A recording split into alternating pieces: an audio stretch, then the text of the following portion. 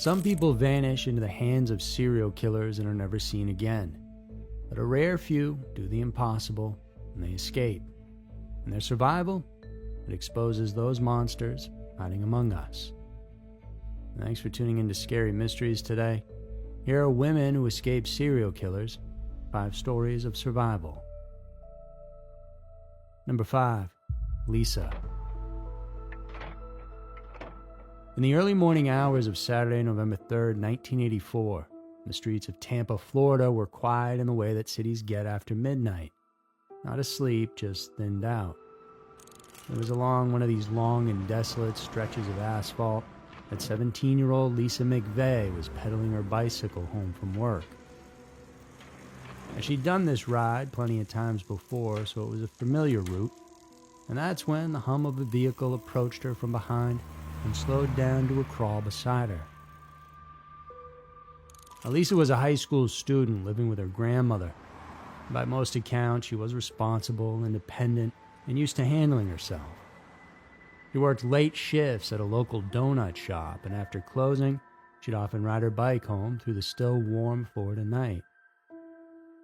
It was just after midnight when that Dodge Aspen pulled alongside her, and the driver offering her a ride. She declined, but the car kept pace anyway. And seconds later, the man got out, grabbed her, and forced her into the vehicle. And that driver was 28-year-old Bobby Joe Long, a drifter and a man with a violent criminal history. Unknown to Lisa, already a serial murderer operating across Florida. Inside the car, Lisa was restrained. He then drove her to a remote rural area north of Tampa, to a small house hidden behind the trees. So no neighbors in sight and definitely no easy escape routes. Inside the house, Lisa was bound, and Long plainly told her he intended to kill her, as he had done this with others before, but not before he had his way with her. But Lisa, she never panicked in a way that shut her down, the way many people would. Instead, she began doing something very specific. She started talking. She asked him questions about his life, about where he'd grown up, and about his family. And she listened and responded and treated him like a person, not because she trusted him, but because she understood something crucial. If he saw her as human, it would be harder to kill her. Over the hours that followed, she carefully built a psychological connection. She told him she believed he didn't have to do this anymore, that he could still change and that she'd help him do so. Eventually, Long let his guard down a bit, but it wasn't enough. And so Lisa explained that her father was terminally ill and that her family was dealing with too much. Her murder would be devastating to everyone, and that worked. She promised not to say anything, so Bobby blindfolded her and dropped her off near Hillsborough and Rome Avenues. Lisa didn't keep her side of the agreement, though, and went right to police. And she then gave them something extremely rare in crimes like this: a description of the attacker, a description of the house, a description of the car, and crucially, details of what he had told her about himself. And based off this, within days, officers located the house, and Bobby was arrested. Inside the home, they found evidence linking him to not just this crime, but several other unsolved murders from across the entire state. And most of those victims had disappeared after being seen near roadways late at night, and their bodies were later found dumped in rural areas. Lisa McVeigh's escape didn't just save her life, it ended a serial killer's run. Long was convicted of multiple murders and sentenced to death, was executed in 2019 at the age of 65. Number 4, Carrie. In July of 1984, Carrie Swenson was training alone in the mountains near Big Sky, Montana. She was 23 years old, an elite biathlete, and a serious Olympic hopeful. Her training required long hours of endurance skiing through isolated terrain, often with a rifle strapped across her back. This wasn't reckless, it was routine. The mountains were her workplace. That afternoon, the snow was deep but consistent, and Carrie moved through the trees at an even pace, skis cutting a line she'd practiced over and over again. The route was familiar, one her body handled without too much thought, and there was nothing to suggest the day would be any different from the others before. And that is until two men stepped out from the trees. They were armed, and one held a rifle chest high and aimed it on her. The other didn't raise his weapon at all and instead moved toward her on the thin trail, cutting off her path before she could turn back. He told her to stop, and Carrie hesitated for less than a second, and it was enough. The shot came without warning, and hit her in the chest and dropped her instantly into the snow. She was still conscious, though, could still see and still hear. When they reached her, she was trying to get up, ready to fight as instinct took over. But these guys swarmed her and then did something Carrie didn't expect. But they worked quickly to bind her wound, keeping the rifle trained on her. While this was happening, the realization came to her that these guys didn't want to kill her. That maybe that would have been better. Because from there, they got her to her feet and then forced her deeper into the mountains, the snow soaking through her clothes, her steps uneven and unsteady. And as they moved, they talked, not to her, but to one another, about a world they believed had already collapsed. Government was the enemy, civilization was a lie. Anyone outside their camp was deemed a threat. And Carrie didn't really know what they were saying, but she understood one thing very clearly. They believed every word of it. She was then led to a crude camp hidden in the wilderness, where over the next several days, Carrie was kept under guard, interrogated, and pressured into becoming part of their vision. They told her that she would be their wife, and that she would help them build a future away from civilization. In a way, trying to convince her, even though they made it clear that escaping was not an option. Meanwhile, search teams were already moving through the mountains, and Carrie's failure to return had been noticed quickly. The terrain made the search difficult, but the response was immediate and growing. As pressure closed in, the men decided to move camp. During the relocation, one of them lagged behind with Carrie, rifle in hand. The moment was brief and chaotic and imperfect, but it was enough, and Carrie broke free and ran for it. She didn't get too far, though, and was shot again, this time at close range, and collapsed to the ground. The men fled, believing she wouldn't survive. Hours passed by before rescuers reached her. By the time she was airlifted out, she had lost massive amounts of blood and suffered extensive internal injuries. But through it all, she lived. The men responsible were Don Nichols and his 19-year-old son Dan. Survivalists, living off the grid, armed, paranoid, and increasingly unstable. And they were captured shortly after Carrie's rescue. Dan didn't live long enough to ever face trial, though. He took the coward's way out. Don, on the other hand, was convicted on multiple charges related to kidnapping and shooting. And in a way, you could also blame him for his own son's death, considering how he'd brainwashed him. Swenson survived, but she never returned to competitive biathlon. The injuries ended her Olympic hopes. She rebuilt her life away from the spotlight, carrying the physical and psychological weight of what happened in those mountains. The men believed the wilderness placed them beyond society's rules. They were wrong, though, and Carrie Swenson lived long enough to prove it. A well-built wardrobe isn't about chasing trends. It's about having pieces that work together and actually hold up over time. That's what Quince does best, in premium materials, thoughtful design, and everyday staples that are easy to wear and easy to rely on.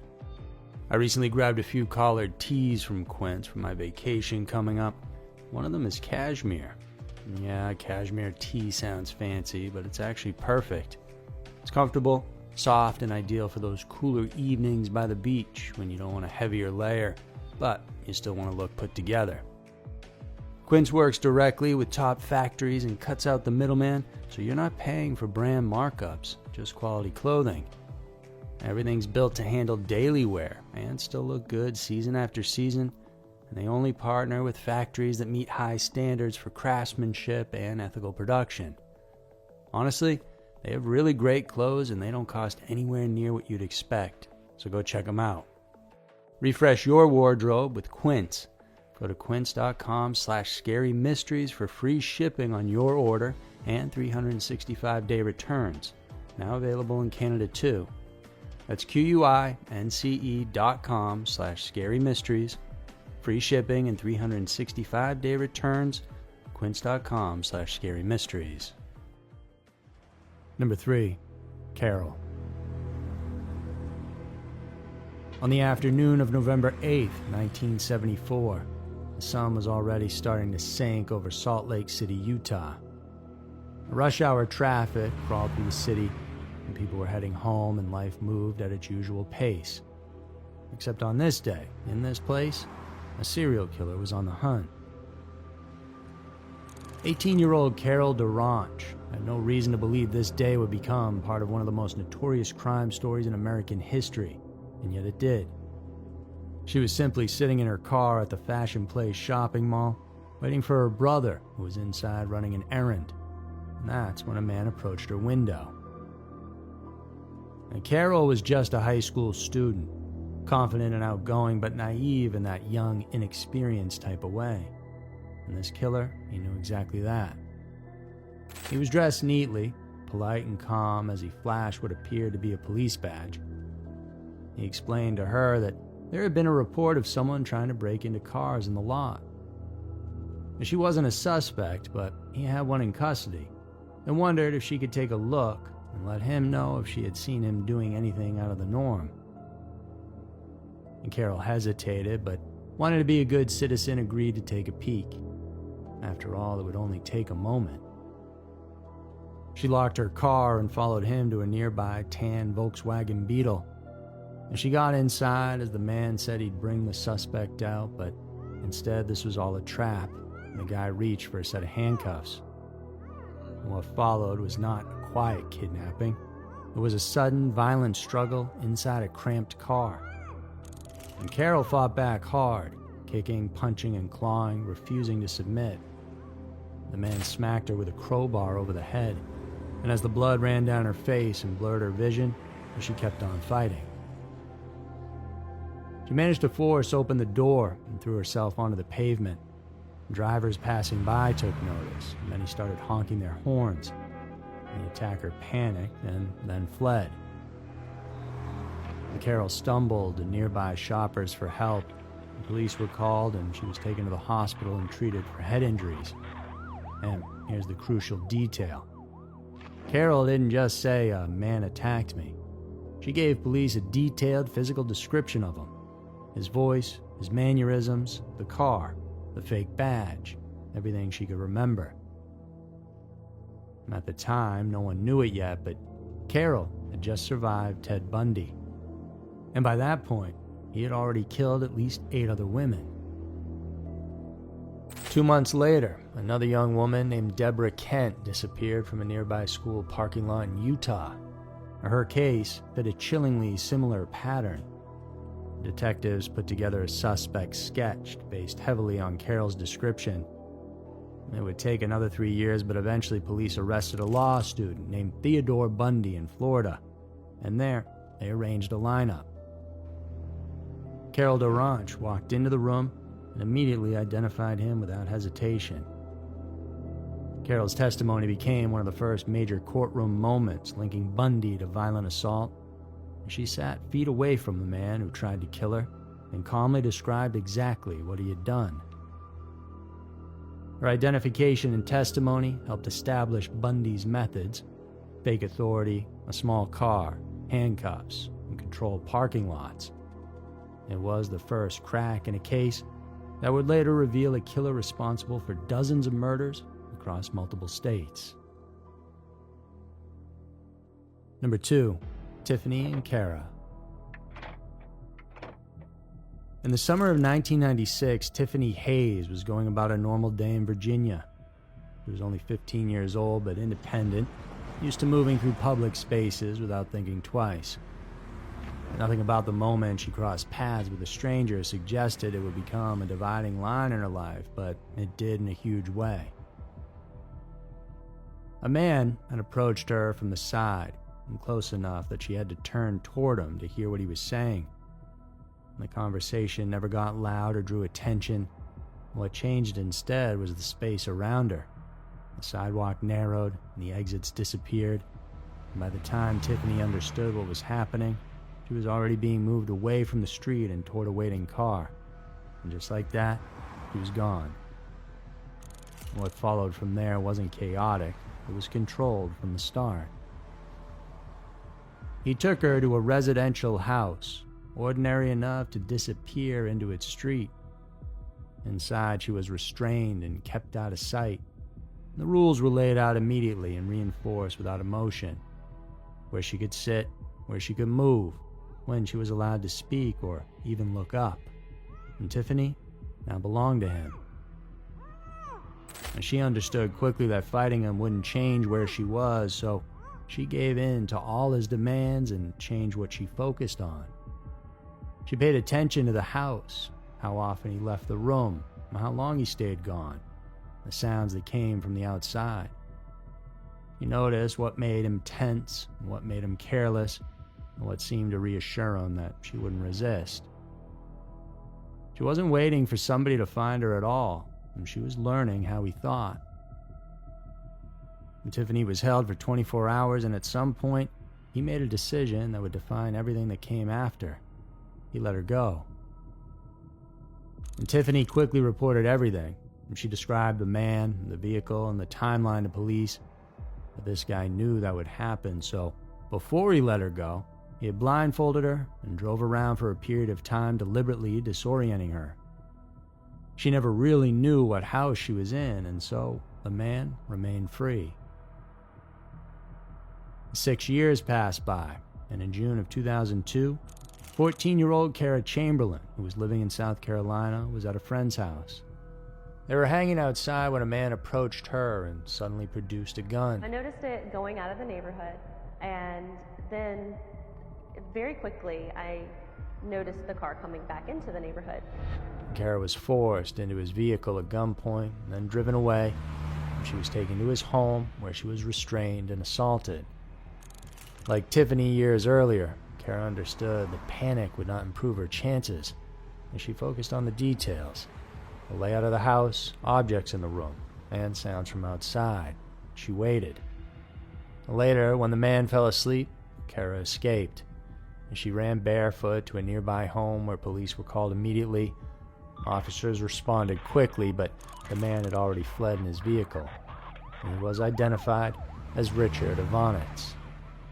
By the time Tiffany Hayes escaped back in '96, Rich had already murdered 2 young sisters in Virginia.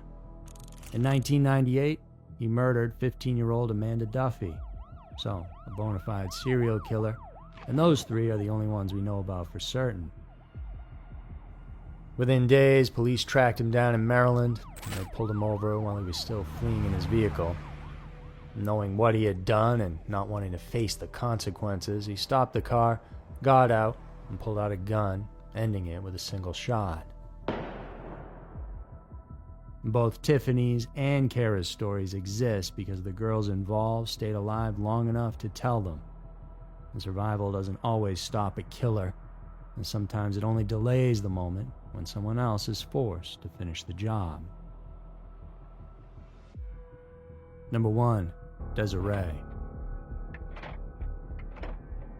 On Tuesday, September 13th, 2016, 31-year-old Desiree Hartsock was homeless in Ashland County, Ohio. She'd been moving between places for weeks, sometimes staying with acquaintances and sometimes using vacant places when nothing else was available. Abandoned houses were a part of the landscape there. They were unsafe but familiar enough. That evening, she crossed paths with a man who offered her a place to stay. His name was Sean Great, though she didn't know that just yet. And Sean told her he knew of an empty house where she could get out of the cold and sleep safe and sound. There was no immediate threat and no signs of violence, just an offer that matched what she needed in that moment. Desiree got in his car, and that's when the horror began. The house Sean took her to was boarded up with no electricity. It was certainly abandoned, but not empty of intention. Because once inside, the situation changed quickly. He moved through the room methodically, checking windows and pushing furniture into place, making sure there was no clear line of sight from outside and no way out. Desiree's phone was taken from her and set out of reach. Great then pulled out a knife and made it clear she wasn't free to leave. He told her point blank that he had killed before and would do it again if she didn't cooperate. For the next several hours, the woman was kept inside that place under constant threat. She was physically restrained with nowhere to go, her mind racing as she tried to figure out the next move, even though she didn't really have one. From there, she was then assaulted, and Great would move in and out of the room where he left her, leaving briefly and then returning without warning to make sure she hadn't moved from her place.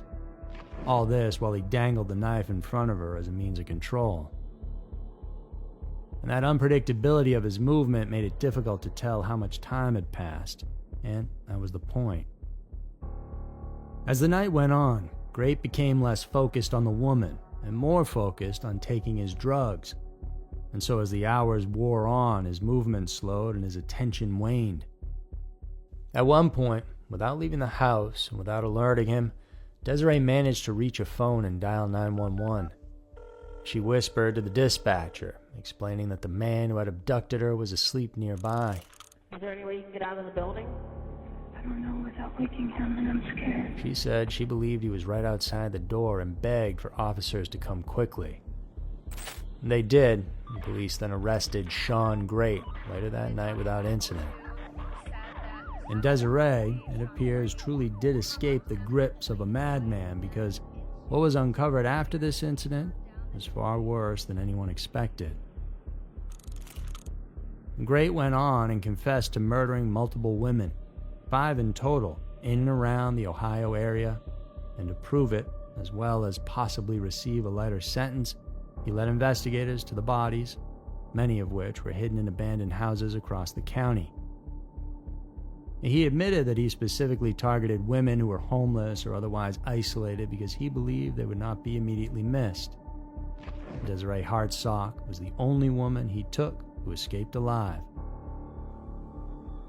As for the lighter sentence, well, Sean never got that. In 2018, Great was convicted of multiple counts of aggravated murder and sentenced to death. And right now, he remains on Ohio's death row. And so there were women who escaped serial killers, 5 stories of survival. That's going to do it for today's episode. Thanks so much for tuning in today. Hope you enjoyed it. And I'll stay safe out there, and I'll see you over in the next one.